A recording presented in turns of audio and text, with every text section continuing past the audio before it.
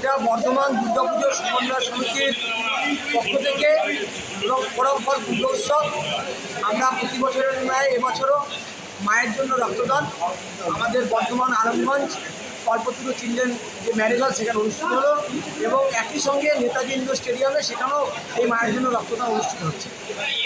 কতজন আজকে রক্তদান করলেন? আমাদের টোটাল এবছর 2024 আমাদের টার্গেট হচ্ছে 3500 রক্তদান। এখানে কলকাতা এবং বর্ধমান মিলে করবে।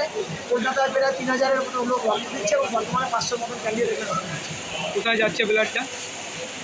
এই রক্তটা আমরা প্রধানত বর্ধমান মেডিকেল কলেজ হাসপাতালকে দেওয়া হচ্ছে।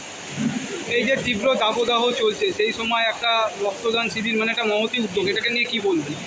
না, আমরা এই মায়ের জন্য রক্তদান এই সময়টাই আমরা বেছে নিই, কারণ এই সময় প্রতি বছরই একটা আকাল দেখা দেয় বিভিন্ন ব্লাড ব্যাঙ্কগুলোতে। আমাদের উদ্দেশ্যই থাকে আমরা যেমন মায়ের পুজো আরাধনা করি, তার সঙ্গে সারা বছর ধরে যাতে বিভিন্ন সামাজিক কাজকর্ম, সেটা আপনার জলচক্র হতে পারে, সেটা কম্বল বিতরণ হতে পারে, বিভিন্ন হেলথ ক্যাম্প চেক আপ, বিভিন্ন সামাজিক কাজকর্ম সারা বছরই আমরা করে থাকি। তার মধ্যে এটা একটা অঙ্গ এবং এটা আমাদের একটা প্রধান একটা অনুষ্ঠান বলতে পারেন, যেটা নিয়ে এটার নাম দিয়েছি আমরা মায়ের জন্য রক্তদান উৎসব। মানে এটাকে একটা উৎসবে পরিণত করেছে। একসঙ্গে এক ছাতার তলায় আজকে বর্তমানে এবং কলকাতা মিলিয়ে 3500 জন রক্ত দেবে। এটা বলতে পারেন একরকম ভারতবর্ষের অন্যতম একটা সেরা রক্তদান শিবির অনুষ্ঠিত হচ্ছে। দেখা গেল যারা উপস্থিত ছিলেন রক্তদাতা এবং গিয়ে অতিথি সবাইকে গাছের চারা দিয়ে বরণ করা হলো, এই ব্যাপারটা নিয়ে কি বলবো?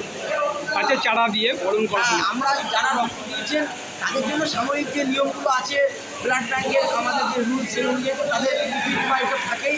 তার সঙ্গে আমরা প্রত্যেকের হাতে একটা করে চারা গাছ তুলে দিচ্ছি। আমরা সামাজিক একটা বার্তা দিতে চাইছি প্রত্যেকটা মানুষকে, যে আমাদের পরিবেশ যেভাবে উষ্ণায়নের যে প্রভাব পড়ছে তার থেকে কিন্তু আমাদের প্রত্যেকের দায়িত্ব নিতে যদি আমরা একটা করে চারা গাছ লাগাই, তাতে কিন্তু আমরা কিছুটা আমাদের পরিবেশের যে সামঞ্জস্য সেটার ব্যবস্থা ফিরিয়ে আনতে। আপনার নাম পরিচয়? আমার নাম সুকান্ত দাস, দুর্গাপুর সমন্বয় সমিতি।